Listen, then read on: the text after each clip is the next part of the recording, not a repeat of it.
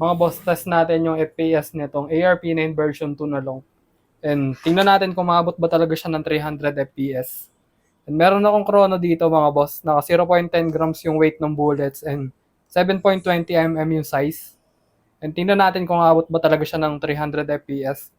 And kasi sinasabi ng iba 300 FPS daw and mostly mga buyer ko nagsasabi.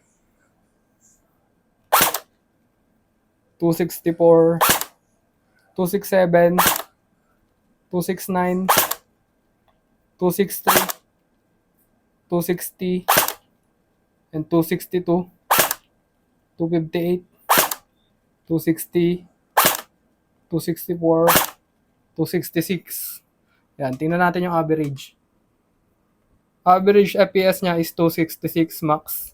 And sa full auto naman, subukan natin. And ARP9 version 2 na long. Yan, hindi naman siya umabot ng 300 FPS. And stock pa lang kasi ito mga boss. Kapag pinalitan nyo yung spring nito tapos 11.1 volt battery, aabot talaga ito ng 300 FPS or dagpas pa. Yan, walang 300 FPS na lumabas. Ito naman yung Seajon M4 ko mga boss. And upgraded na to, 11.1 volt battery and M95 spring. And tingnan natin kung abot ng 300 yung FPS nito guys.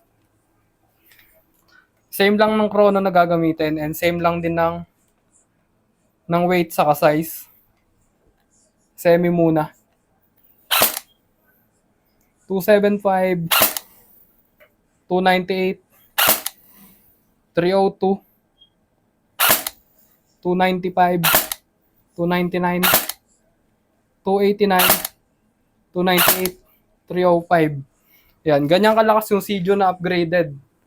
11.1 volt and M95 spring. Pero yung version 2 na ARP9 long, mataas na din siya para sa 266 para sa akin. And ano pa pag in-upgrade nyo yun? Pero malabong umabot siya ng 300. Di ko alam, baka sira yung corona ko guys. Tingnan natin naman full auto. Full auto yan. Ito yung ano niya. Full auto Seajon upgraded.